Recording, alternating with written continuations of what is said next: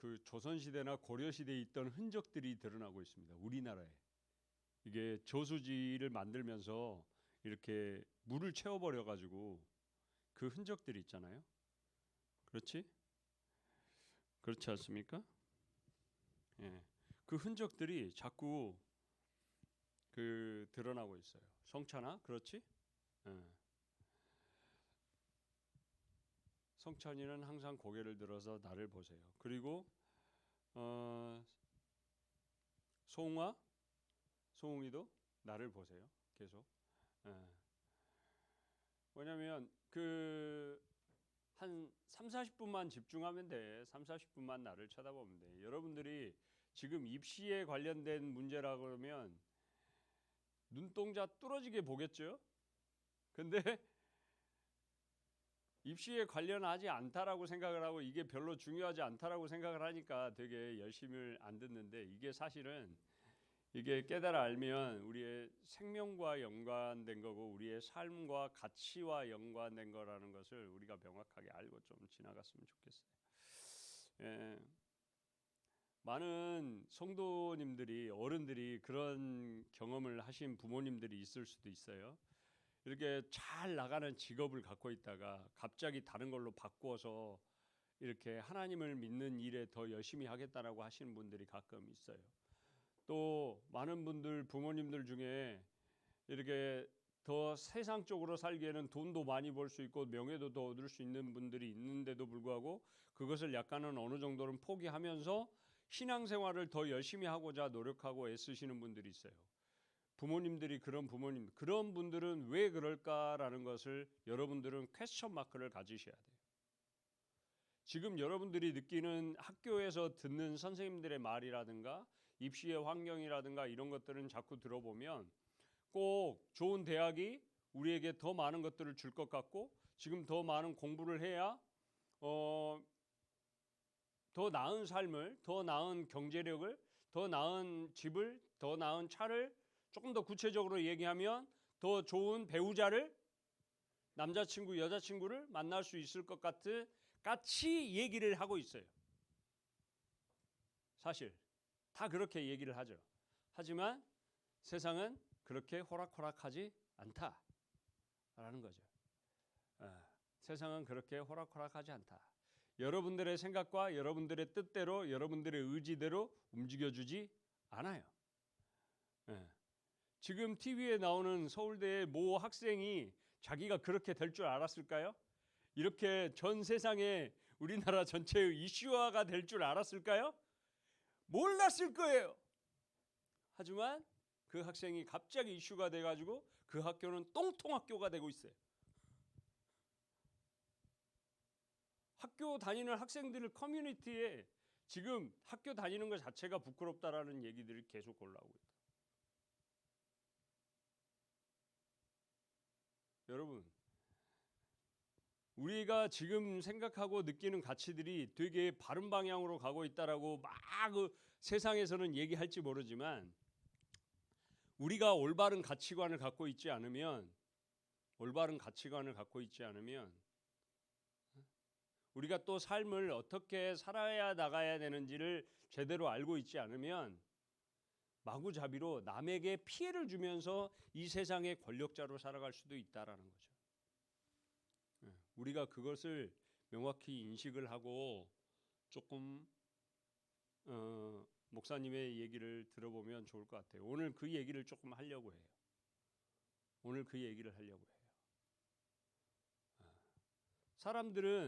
세상에 사는 사람들은 자기가 잘못을 저질러놓고도 자기가 잘못이라고 얘기해요, 안 해요?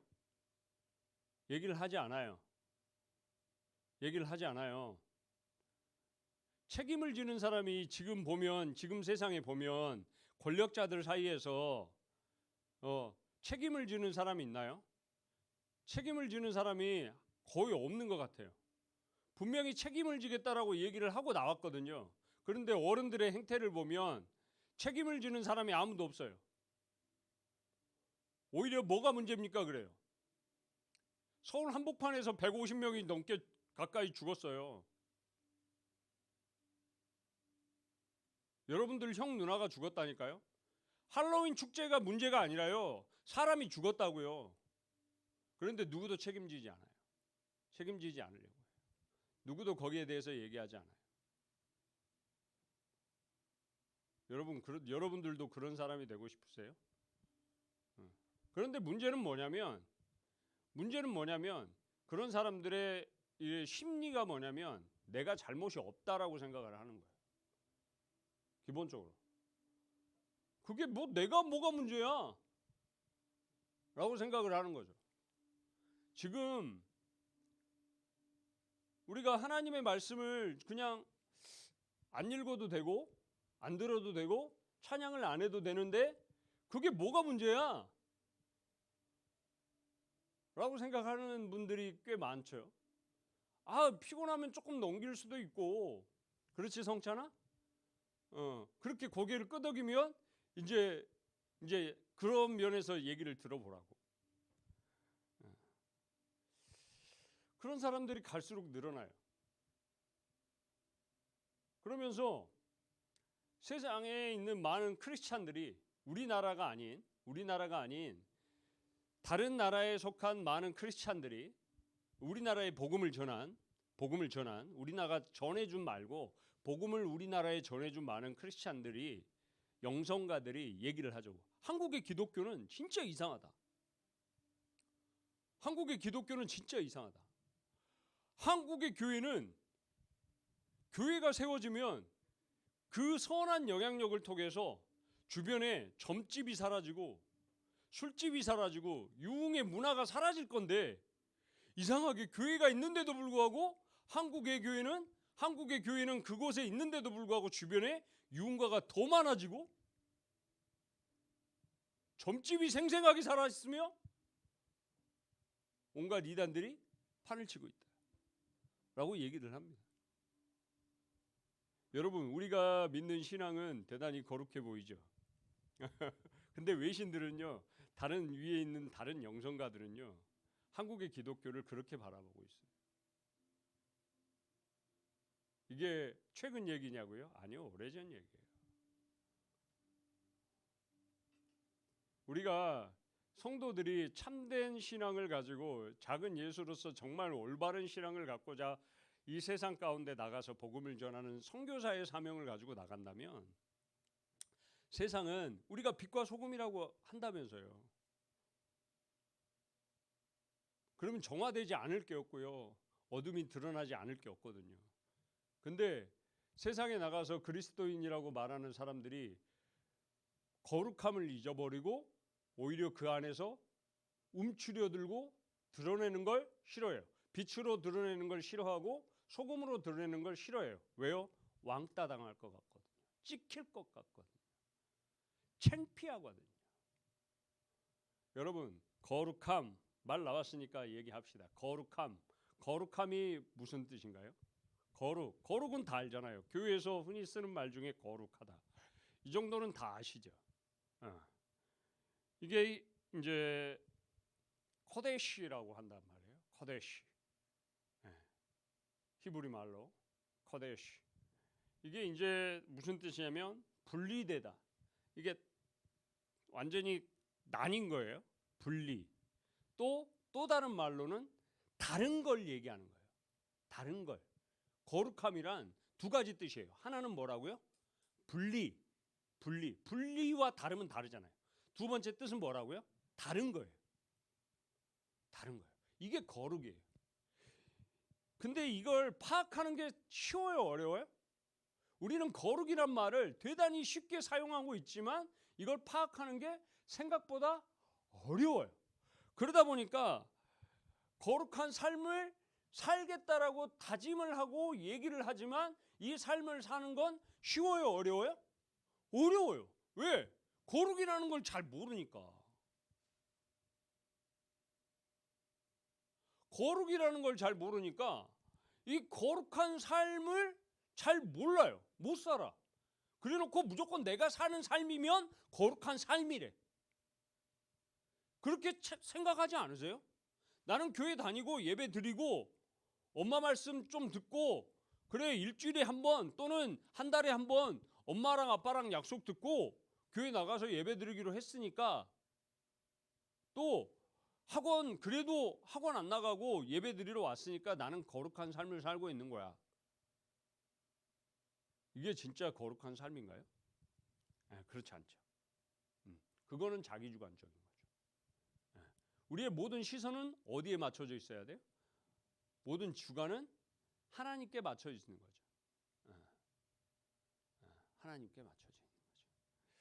여러분, 그런데 그거 어려워요. 거룩한 삶이라는 걸 살기가 어렵다 보니까 그러면 거룩한 삶을 포기하면 되는 건가?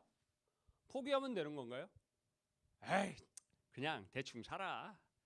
마지막에 그냥 하나님 믿습니다. 그리고 딱 죽으면 되지. 죽기 직전에 그냥 하나님 제가 믿습니다. 그리고 딱 죽으면 되지 뭐. 그러면 천국 가지 않을까? 아이, 십자가에 달린 예수님 옆에 십자가 달린 그 강도 봐. 그 사람도 마지막에 그냥 낙원에 가잖아. 우리도 그런 것처럼 하면 안 돼? 라고 생각하면 되는 건가요? 이 거룩한 삶을 포기하고? 그러면 이제 성도의 정체성이 없는 거예요. 평상시에. 예수님께서 말씀하신 그 성도의 정체성을 우리는 올바르게 갖고 있지 못한 상태로 살게 되는 거죠. 거룩함을 잃지 않으시려고 노력들을 하실 필요가 있어요. 애를 쓰셔야 돼요. 이게 왜냐하면 성도의 근간이거든요. 이걸 잃어버리면 첫 번째 뭐라고요? 분리. 두 번째 다름. 이걸 잃어버리면, 이 거룩함을 잃어버리면 하나님 편에 서서 하나님 편이 아닌 걸 분리시키고, 내가 하나님 편에 서서 하나님과 아닌 걸, 다른 걸, 하나님께서 하지 말라고 말씀하신 그 다른 것들을 구별하는 것. 그게 거룩함.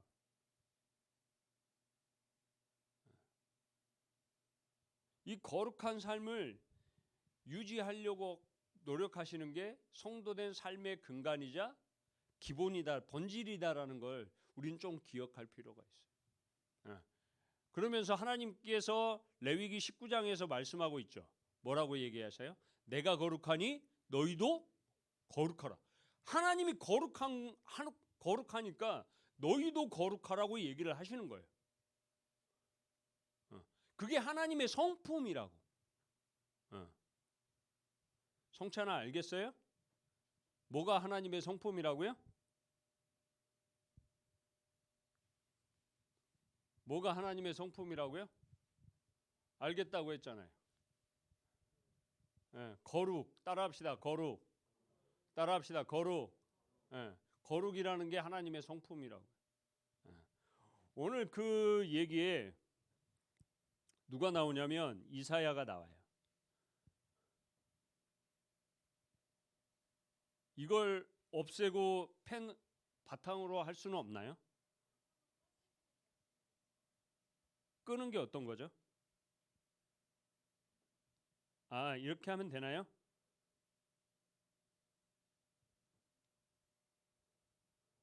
네. 여러분, 이사야라는 선지자가 등장합니다. 이사야라는 선지자가 등장을 하는데, 이사야서는 총 몇 장입니까? 이사야서는 총 몇 장입니까? 이사야서는 총 몇 장입니까? 66장. 이사야서는 66장입니다. 성경은 총 몇 권입니까? 성경은 총 몇 권입니까? 66권. 구약이 39권. 39, 27, 신약은 27권. 해서 성경은 총 66권입니다. 그렇죠? 성경의 시작은 어디입니까? 창세기. 성경의 맨 마지막은 어디입니까? 성경의 맨 마지막은 어디입니까? 대답을 해주세요. 큰 소리로. 요한계시록. 그렇죠? 요한계시록입니다. 이걸 곧 알파와 오메가라고 얘기를 합니다. 그렇죠? 제가 맞는 얘기 하고 있는 거죠, 지금? 이사야 66장은 창조로부터 시작해서 이게 마지막 하나님의 나라까지 얘기를 하고 있습니다. 66장이 그렇습니다. 창조부터 시작해서 하나님의 나라까지 이사야가 얘기를 하고 있어요. 성경의 가장 큰 정확하게 모형을 보여주고 있는 게 이사야서다라는 얘기예요. 이해하시겠죠? 이해 안 되시는 분. 이게 제가 설교를 하는 건지 강의를 하는 건지는 잘 모르겠지만, 왜냐하면 우리가 지금 여러분 중고등부잖아요. 우리가 중고등부에서 가장 먼저 우리가 알아야 될 건 성경이 어떻게 쓰여졌고 성경이 어떻게 만들어졌고 구성되어 있는가를 좀 알 필요가 있어요. 여러분들이 예전에는 그걸 전부 다, 이게 목사님 때는 그걸 전부 다 집에서 했어요. 자발적으로 하거나 또는 주일학교에서 과제를 내주면 그걸 집에 가서 막 풀고 외우고 했다고요. 창세기, 출애굽기, 레위기, 민수기, 신명기 막 몇 권이냐 막 이걸 다 집에서 했다고요. 근데 요즘은 다 집에서 안 하시잖아요. 거의 하시는 분도 있으시겠지만 거의 대부분 다 안 하시잖아요. 그러니까 지금 해드리는 거예요. 창조부터 하나님의 나라가 나와요. 그러면서 1장부터 40장까지는 1이사야라고 얘기를 하고 41장부터 66장까지가 제2이사야라고 얘기를 해요. 가장 먼저 우리가 예수님 시대에, 여러분 저 잘 따라와야 돼요. 정신 잠깐 놓치면 못 따라옵니다. 예수님 시대에 예수님을 믿고 가장 먼저 순교한 사람이 누구예요? 누구예요? 집사님이죠. 누구 집사님? 스데반 집사님. 스데반 집사님이 가장 먼저 죽어요. 누구의 사주를 받아서? 바로 옆에 누가 있었어요? 바울. 그 전의 이름은 사울. 사울이라는 사람이 청년이 옆에 있으면서 사주를 해가지고 다른 사람들이 돌을 던져 스데반을 죽게 하잖아요. 그때 스데반이 했던 설교가 있어요. 죽기 직전에 얘기했던 설교가 어디에 나와요? 사도행전 8장에 나온단 말이에요. 사도행전 8장에 나와요.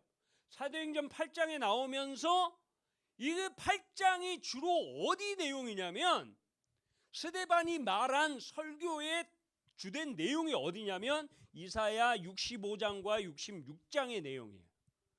그 내용인 즉슨 뭐냐면 하나님의 나라에 대한 얘기예요.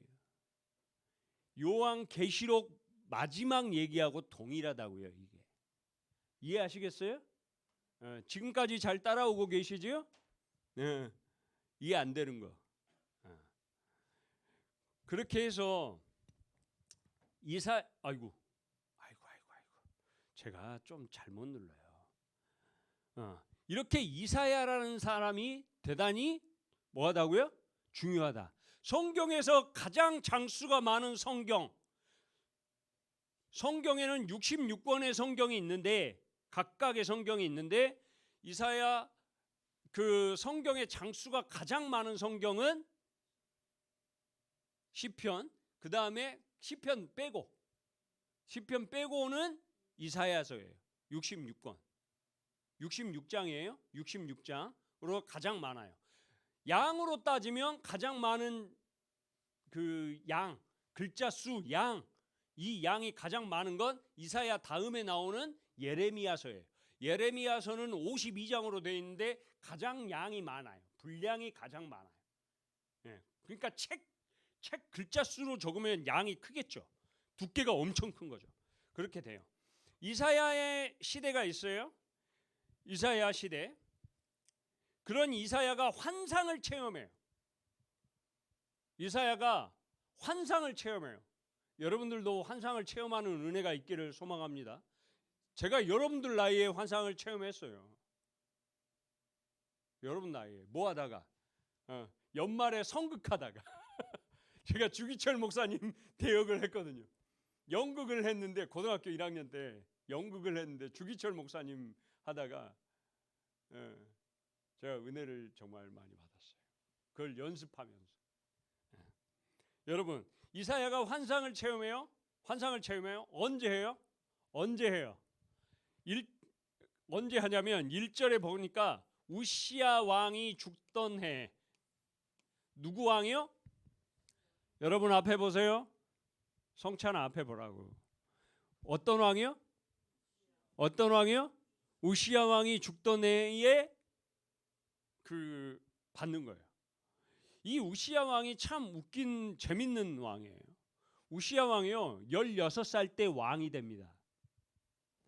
우시야 왕이 16살 때 왕이 돼요. 여러분들 나이 때 이미 왕이 돼 있는 거예요. 왕이 올라가는 거예요.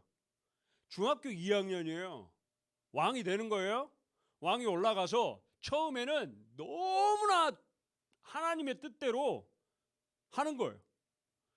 그러니까 하나님께서 그에게 형통함을 주는 거예요. 전쟁에 나가면 다 승리하는 거예요. 농사를 그렇게 좋아해가지고 뭐 기르는 것마다 풍년이 나는 거예요. 물이 부족할 데가 없는 거예요.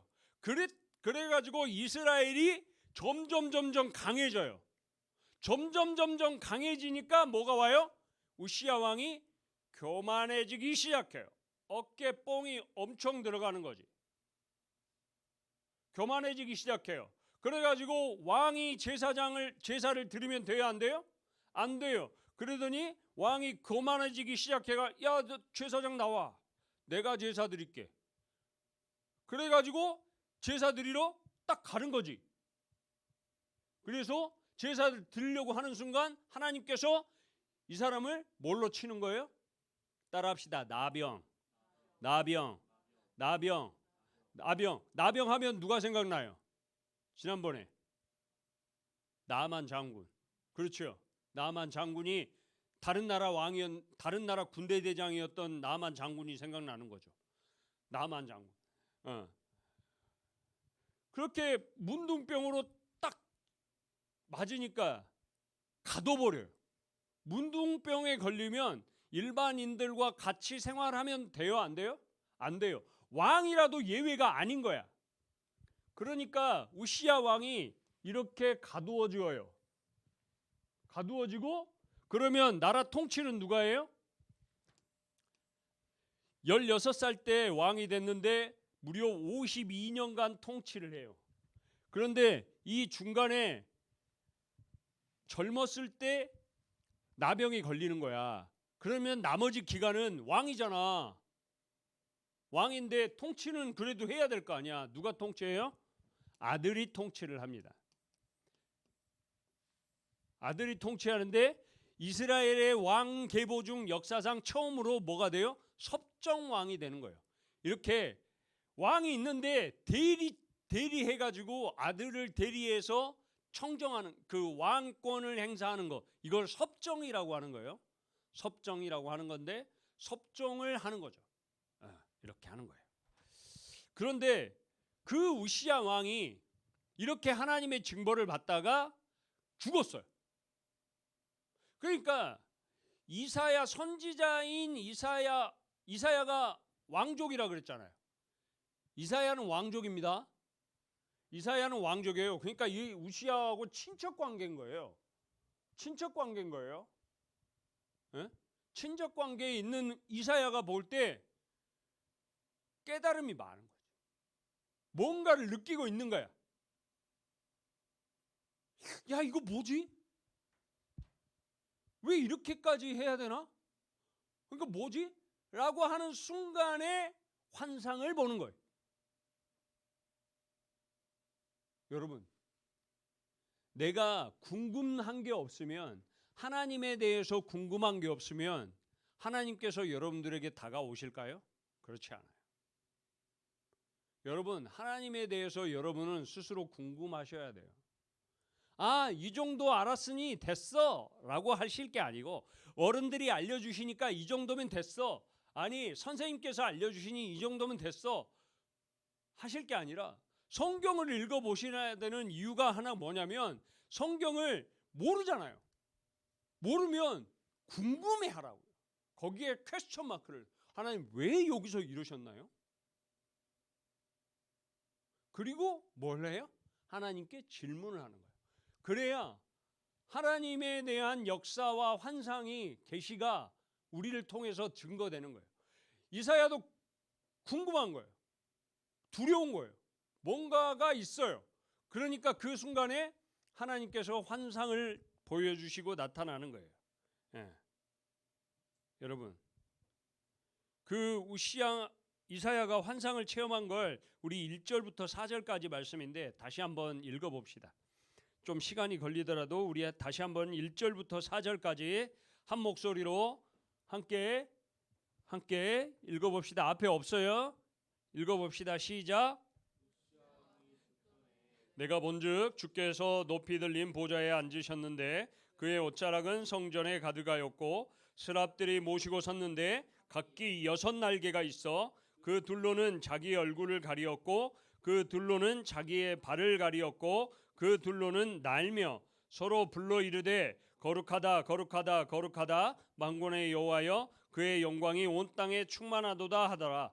이같이 화답하는 자의 소리로 말미암아 문지방의 터가 요동하며 성전의 연기가 충만한지라. 아멘. 하나님의 임재는 여러분 지금 방금 느낀 게 어떤 느낌으로 다가오세요? 여러분 느낌 별로 없죠? 그 얘기를 하고 싶은 거예요. 그 얘기를 하고 싶은 거예요. 여러분 느낌 있으세요? 이게 어마어마하다는 걸 느끼세요? 사실은 하나님의 임재는 세상에 지금 어떤 통치자보다도 지금 어마어마한 사건이거든요. 그런데 우리가 놀라움과 경외감이 잘 안 들어. 그게 왜일까요? 왜일까요? 이런 하나님의 권능을 인정하지 않는 문화 속에 우리가 지금 살고 있거든요. 그런 문화 속에서 우리가 살고 있어요. 괜히 우리는 성도라고 얘기하고 그리스도인이라고 말하면 불편한 세상 속에서 살고 있어요. 쟤들 이단 아니야? 나는 신이다 보셨죠? 어? 저는 그거 오래전부터 알고 있었거든요. 그런 쪽에 관심이 저는 되게 많아요.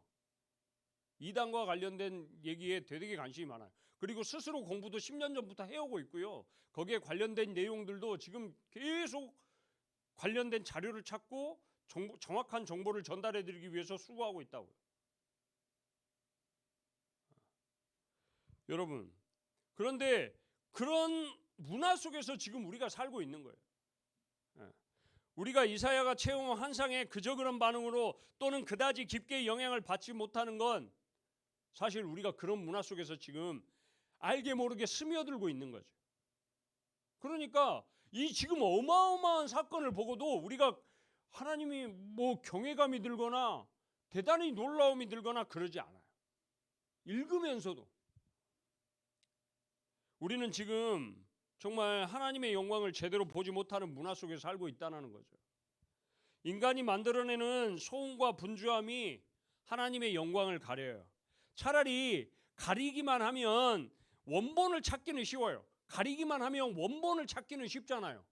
그런데 하나님과의 친밀한 관계를 인간의 관점으로 살짝 왜곡시키기 시작해요. 그게 명확하게 드러나면 이단이에요.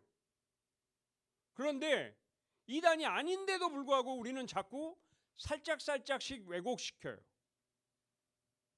신앙이라는 미명 안에 이 정도도 해도 되겠지라고. 그러다 보니까 하나님과의 참된 친밀함이 이게 하나님께서 원하시는 방향이 아니라 인간이 원하는 방향으로 바뀌어 버리는 거죠.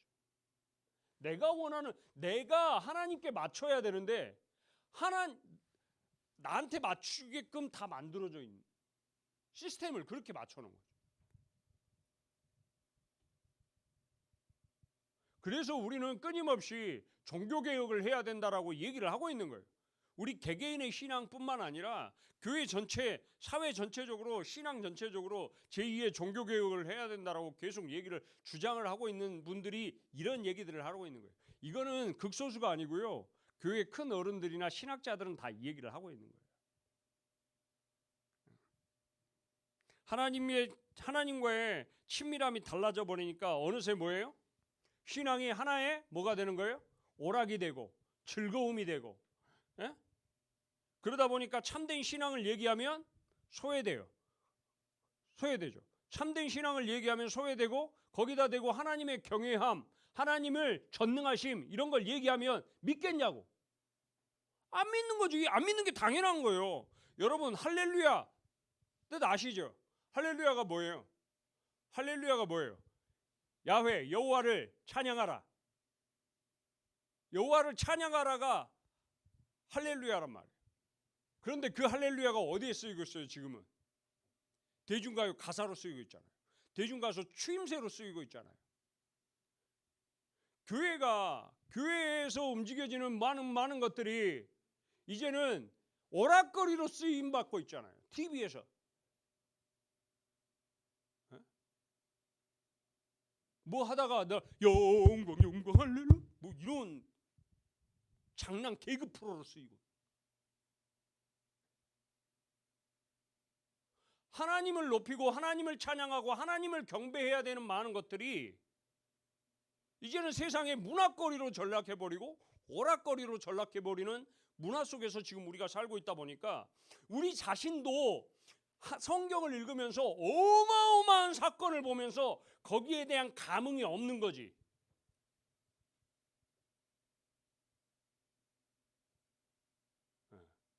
지금 놀라운 사실을 우리가 발견을 한 거예요. 여러분, 그러다 보니까 삶에서 하나님의 위엄과 그 위엄을 느끼고 체험한다는 건 정말 어려운 거죠. 그 결과가 뭐예요? 은혜의 단비가 적셔지지 않으니까 영성이 자라요? 안 자라요.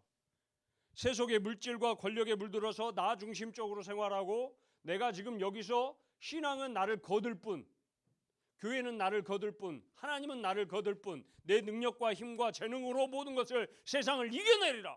그렇게 하면서 살아내는 거잖아요. 여러분 안 그러세요? 안 그러신다면 진짜 안 그러신 여러분들에게 하나님의 축복이 있기를 진짜 소망합니다. 그런데 사실 이걸 외면하기가 어려워요. 왜냐하면 현실적으로 공부를 하고 있으니까. 더 좋은 성적을 갖고 싶은 게 우리의 욕망과 욕구니까. 지금 눈앞에 보고 있는 것들이 그게 어쩔 수가 없다는 거죠. 제가 이영표 선수를 계속 언급하고 있어요. 그게 잘못된 기도라는 걸 뻔히 그분도 알고 있었어요. 우리가 수련회 때 봤잖아요. 알고 있음에도 불구하고 우리는 어떤 존재니까 이걸 알아야 된다는 거지. 이걸 우리는 어떤 존재니까 연약하고 힘없는 존재라는 걸 명확하게 내가 인정을 해야 누구한테 그게 잘못된 방법인 줄 알지만 성적이 올라가고 능력이 더 베풀어지고 친구와의 관계가 이렇게 세속적인 많은 것들을 구하는 것들이 하나님께 올바른 방법으로 구하는 것들이 아님을 알고 있으면서도 내가 너무나 연약한 존재고 내가 너무나도 부족한 존재이니까 누구한테 구해요? 하나님께 나간다고. 이영표 선수가 그렇게 얘기를 한 거잖아요. 오늘 그걸 누가 한 거예요? 이사야가 한 거야. 하나님의 거룩한 이 놀라운 상황을 딱 보니까 대하고 보니까 이사야의 반응이 뭐냐면 내 죄성이 확 드러나 버린 거야. 내가 정말 엉망진창이었구나.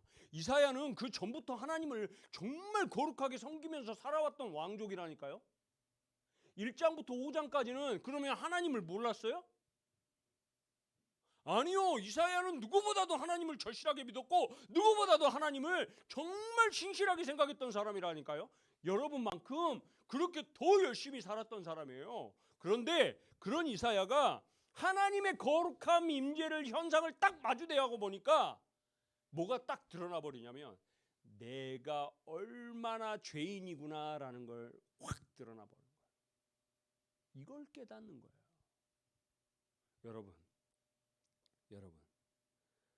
여러분, 이사야는 자기 자신을 본 거예요.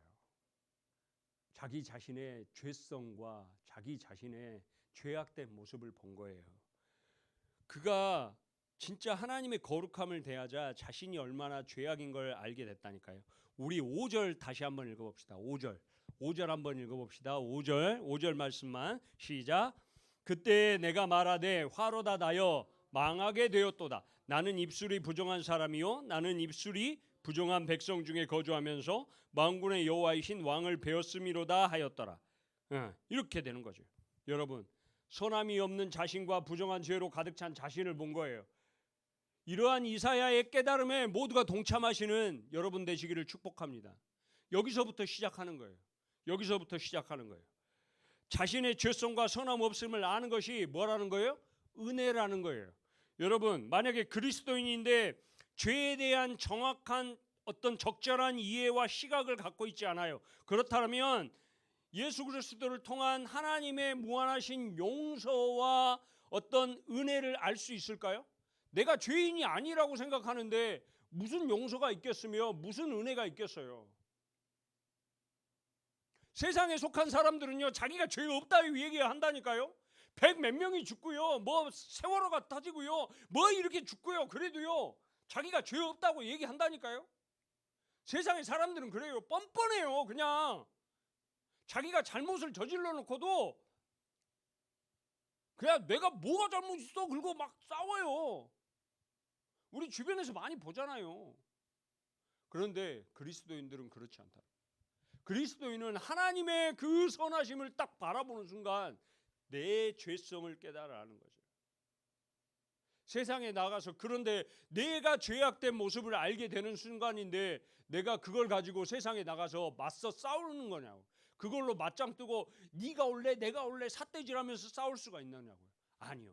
나는 원래 죄인이라는 걸 알게 되는 거죠. 그러니까 그리스도인으로서 하나님을 마주 대하고 하나님과의 관계가 좋은 사람은, 내가 하나님의 은혜를 알고 제대로 알고 있는 사람은 나의 죄악된 모습을 알게 되는 거고, 이 사람은 세상에 나가서 다른 사람 앞에 우뚝 서는 사람이에요. 겸손하게 섬기면서 복음을 전하는 사람이에요.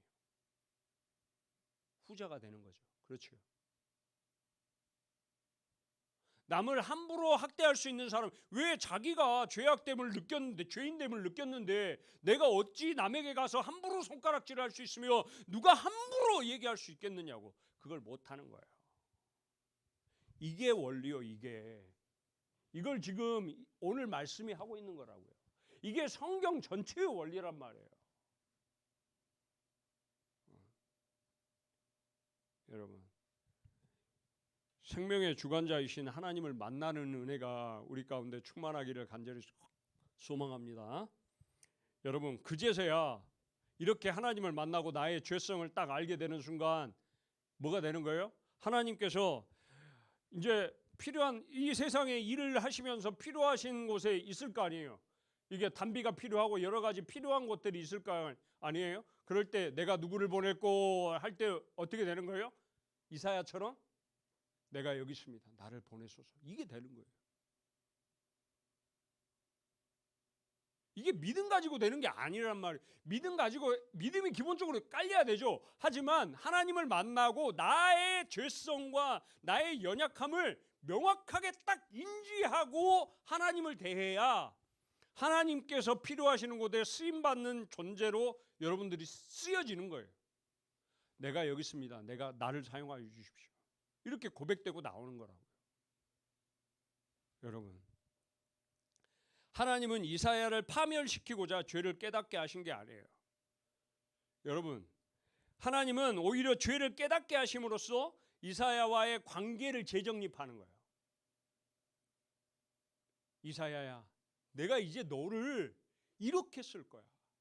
그러면서 그것을 깨닫게 관계를 재정립해서 깨닫게 해주시고, 이제는 이사야를 통해서 다른 믿지 아니하거나 믿음이 연약하거나 믿지 아니한 사람들을 섬기게 만들어 주시는 거죠. 여러분들도 이사야와 같이 하나님의 거룩함을 맛보고 이런 하나님의 진실된 그 사랑을 깨닫는 은혜가 있으시기를 축복합니다. 그러면 하나님께서 우시야 왕이 철저하게 순종함으로 형통함을 얻었던 것처럼, 형통함이 뭐예요? 형통이 뭐예요? 형통의 국어사전이 하는 것마다 다 이루어짐. 이게 형통이에요. 하는 것마다 이루어짐. 이게 형통이라고요. 대표적인 인물이 누구예요? 요셉. 감옥에 갇혀도 노예로 가도 이루어지고, 감옥에 갇혀도 이루어지고, 다 이루어지는 거예요. 몸만 불편하고 막 불편한데 하는 건 다 이루어지는 거야. 이게 형통이라고. 여러분 지금 불편하잖아요. 어렵잖아요. 힘들잖아요. 안 힘든 게 아니라니까요. 그러나 결과는 형통함으로 나아간다고요. 누구를 믿으면? 하나님을 온전히 믿으면.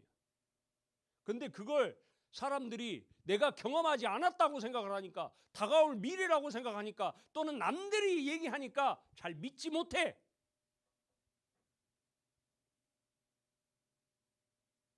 그걸 믿으시라고. 보이지 않는 걸 믿는 것이 진정한 참된 믿음이라고 히브리서 11장 1절과 2절에서 말씀을 합니다. 믿음은 보이지 않는 것들의 증거예요. 증거는 뭐냐면 법정에서 쓰이는 거예요. 하나님의 심판대 앞에서 너희들이 있느냐 없느냐를 딱 논할 때 쓰이는 거예요. 그게 쓰이는 겁니다. 여러분, 하나님을 알지 못하는 문화 속에서 여러분들이 거룩함을 통해서 죄를 깨닫게 되고 하나님 앞에 엎드려짐으로 여러분들의 일생이 지금 이제 시작하는 거예요. 앞으로 4배, 5배 사실 거예요. 80년, 100년을 사실 거잖아요. 그럴 동안에 하나님께 쓰임받는 귀한 우리 중고등부 친구들 모두가 되시기를 축복합니다. 기도합시다. 하나님 감사합니다. 하나님, 이사야에게 하나님 만나주신 것 너무나도 감사합니다. 하나님, 그 만남을 우리 친구들도 고대하며 갈망하오니 하나님, 우리 한 사람 한 사람 친구들에게 주님 만나 주시옵소서. 깨달음이 필요합니까? 말씀을 읽고 말씀을 통해 깨달음이 필요합니까? 삶을 살아가는데 지혜가 필요합니까? 하나님의 방식으로 살아가고자 하는 수고와 애씀이 있습니까? 아버지 하나님, 그들과 만나 주셔서 하나님의 지혜로, 하나님의 명철로, 하나님의 계획하심으로 아버지 하나님, 이 세상을 충분히 살아내고도 남음이 있다라는 사실을 깨닫게 하셔서 우리 친구들이 정말 이사야와 같이 아버지 하나님, 온전히 자기 자신을 바라보고 하나님 앞에 헌신하기로 작정하는 귀한 아들, 딸들 모두가 될 수 있도록 은총 허락하여 주옵소서. 오랫동안 나오지 않고 있는 친구들이 있습니다. 하나님, 건우와 동영이와 우리 지우를 주님께서 굽어 살펴 주시옵시고 아버지 하나님, 그 친구들이 어디 있든지 간에 아버지 하나님이 이 자리를 기억하는 은혜가 있게 하여 주옵소서. 특별히 먼 거리에서 아버지 하나님 줌을 통해서 예배를 드리고 있는 연우와 시우와 아이니를 주님께서 축복하여 주시옵시고 그 마음이 하나님 앞에 온전히 상납되어질 수 있도록 은총 허락하여 주옵소서. 고3인 친구 있습니다. 우리 다혜를 주님께서 은총 허락하시며 아버지 하나님, 세상에 속한 사람들은 누구나도 이 시간에 아버지 하나님 학원으로 달려가고 공부함으로 달려가야 되는데 아버지 하나님, 예배의 자리에 있는, 찬양의 자리에 있는 아버지 하나님, 우리 사랑하는 딸을 귀하게 여겨주시옵시고 아버지 하나님, 평상시에 공부할 때에 아버지 하나님 집중력이 상상될 수 있도록 인도하시고 지혜와 명철이 충만하게 인도하여 주옵소서. 우리 임원들이 있습니다. 이 임원들을 주님께서 지혜롭게 하시고 명철 있게 하여 주옵소서. 주님이 이끌어 주옵소서. 하나님의 선하신 방향으로 이끌어 주옵소서. 우리 수고하고 애쓰시는 아버지 하나님, 선생님들 주님께서 일일이 기억하여 주시옵시고 아버지 하나님, 주중에 하는 모든 일들이 하나님의 계획 안에서 형통케 하여 주시옵시며 아버지 하나님이여, 세상의 일로 근심 걱정 염려가 생기지 않게 하여 주시옵시고 오직 하나님의 말씀을 통해 아버지 하나님, 우리 사랑하는 자녀들을 양육하는데 부족하지 아니하도록 아버지 하나님, 귀한 하나님을 향한 영성과 은혜가 넘쳐날 수 있는 우리 모든 선생님들 될 수 있도록 축복하여 주옵소서. 감사드리며 이제는 우리 구주 예수 그리스도의 은혜와 아버지 하나님의 무한하신 사랑하심과 성령님의 감동감화 역사 충만하심이 우리의 죄성을 온전히 깨닫고 내가 여기 있습니다, 나를 사용하여 주옵소서 고백함으로 하나님께 쓰임받기를 간절히 소망하는 우리 사랑하는 중고등부 친구들 머리 위에, 그리고 우리 선생님들 머리 위에 이제로부터 영원히 함께 하시기를 간절히 축원하옵나이다. 아멘.